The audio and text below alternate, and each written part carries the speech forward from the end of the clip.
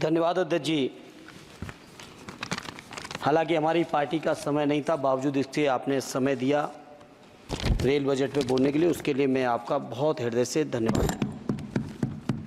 अध्यक्ष जी, बहुत सारे साथियों ने बड़ी जिम्मेदारी की बात कही, जनरल बोगी बढ़ाने से लेके सफाई से लेके उन सभी चीज़ों के साथ अपने को जोड़ते हुए, चूँकि अध्यक्ष जी मैं आजमगढ़ संसदीय क्षेत्र से निर्वाचित होकर आया हूँ। आजमगढ़ संसदीय क्षेत्र अपने आप में बहुत ऐतिहासिक क्षेत्र है। अल्लामा शिबली नुमानी, कैफ़ी आज़मी, अयोध्या प्रसाद हरियोत से लेके तमाम जो हमारे एक से एक महान लोगों की ये सरजमी रही है।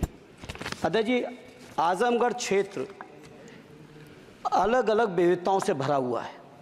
आजमगढ़ के लोगों को जहाँ रोज़गार के लिए मुंबई जाना पड़ता है, वहीं शिक्षा के लिए आजमगढ़ के लोगों को इलाहाबाद और प्रयागराज की ज़रूरत पड़ती है। प्रदेश की राजधानी लखनऊ है, देश की राजधानी दिल्ली है। इसलिए मैं अपनी ओर से अपने क्षेत्र के लिए आजमगढ़ से मुंबई, जो कोरोना से पहले, माननीय मंत्री जी ध्यान दे दें, कोरोना से पहले आजमगढ़ से मुंबई एक रेल चलती थी जो कोरोना काल से बंद चल रही है।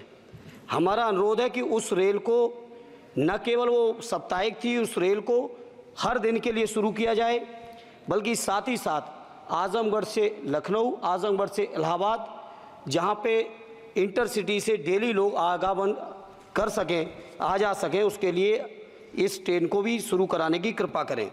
साथ ही साथ अध्यक्ष जी, आजमगढ़ से दिल्ली जाने का केवल एकमात्र जरिया कैफिया ट्रेन है, और कैफिया ट्रेन के में बैठने का टाइम तो सुनिश्चित है, लेकिन कब पहुंचेंगे इस बात की कोई भी जिम्मेदारी और गारंटी नहीं है। इसे मंत्री जी मैं आपसे अनुरोध करूंगा कि आजमगढ़ से दिल्ली के लिए एक नई रेल लाइन, नई रेल ट्रेन शुरू करने की कृपा करें। मैंने जनरल बजट की चर्चा में भी जिक्र किया था, आजमगढ़ से बनारस से बायां आजमगढ़ गोरखपुर तक नई रेल लाइन का बड़ा प्रचार किया गया अध्यक्ष जी।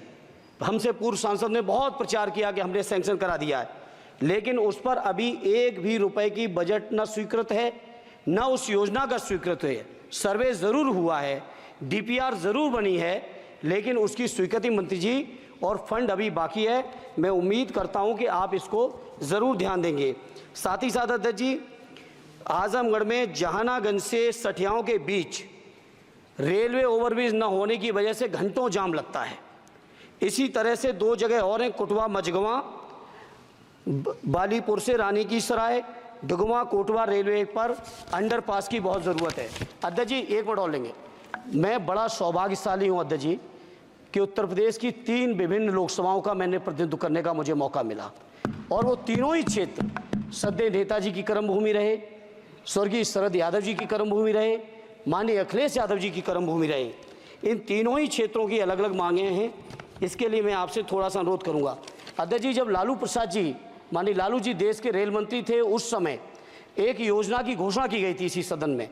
वो घोषणा थी मैनपुरी से एटा, कासगंज होते हुए बदायूं, बदायूं से संभल होते हुए गजरौला तक नई रेल लाइन की घोषणा की गई थी माननीय मंत्री जी, माननीय लालू जी के समय, और आज तक उसकी घोषणा पे कभी सर्वे भी नहीं हुआ। इसलिए मेरा अनुरोध है, वो पुरानी योजना है। सर जी आप ये समझो अब कि घोषणा होती थी, कुछ नहीं होता था। नहीं, उसके बाद 10 साल से तो आप भी हैं, 10 साल से ये भी हैं अध्यक्ष जी, ऐसा नहीं है 10 साल से ये भी बैठे हैं। चूंकि हमारी पार्टी के पास समय कम है, इसलिए हम उसको ज़्यादा लंबा नहीं कहेंगे। दूसरा, मैनपुरी से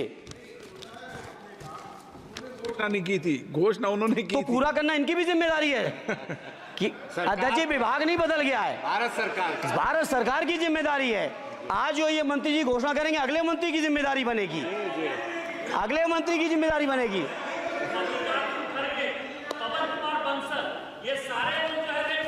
अरे 10 साल का हिसाब दे दो, अरे 10 साल का हिसाब दे दो। चलिए अरे मेरे पास समय कम है, उसका दुरुपयोग ना करो।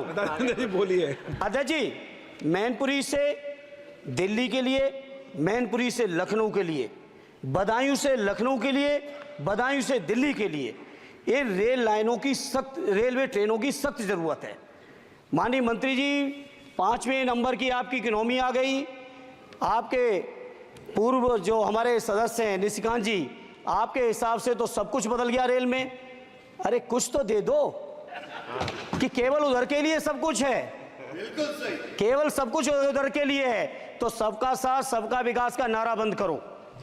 और अगर नारा देना है, नारे को सच बनाना है, प्रधानमंत्री जी की बात को सही साबित करना है, तो माननीय मंत्री जी ये जो मांगे हमने रखी हैं, आजमगढ़ लोकसभा के लिए रखी, मैनपुरी के लिए रखी, आजमगढ़ के लिए, बदायूं के लिए रखी, संभल के लिए रखी, एटा के लिए रखी, इन सभी को पूरी कर दीजिए मंत्री जी। और नहीं कर सकते हैं तो कम से कम इस सदन के अंदर तो सबका साथ सबका विकास नारा देना बंद ही कर दो। और नारा जिस दिन देना बंद कर दोगे और ये कह दोगे कि आप विपक्ष में आपका नहीं करेंगे, उस दिन हम अपने क्षेत्र के लोगों को संतुष्ट भी कर लेंगे। हमारे क्षेत्र के लोग इतने स्वाभिमानी लोग हैं। माननीय अध्यक्ष जी कि आपने मुझे रेल बजट पर बोलने का मौका दिया।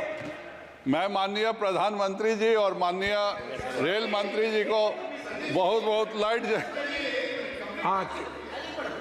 बीच में छूट गया तो धन्यवाद अध्यक्ष जी।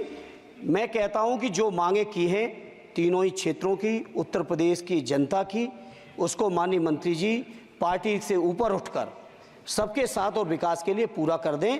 आपकी बहुत बहुत मेहरबानी होगी, नहीं तो ये नारा बंद करो। बहुत बहुत धन्यवाद। संजय जायसवाल जी बहुत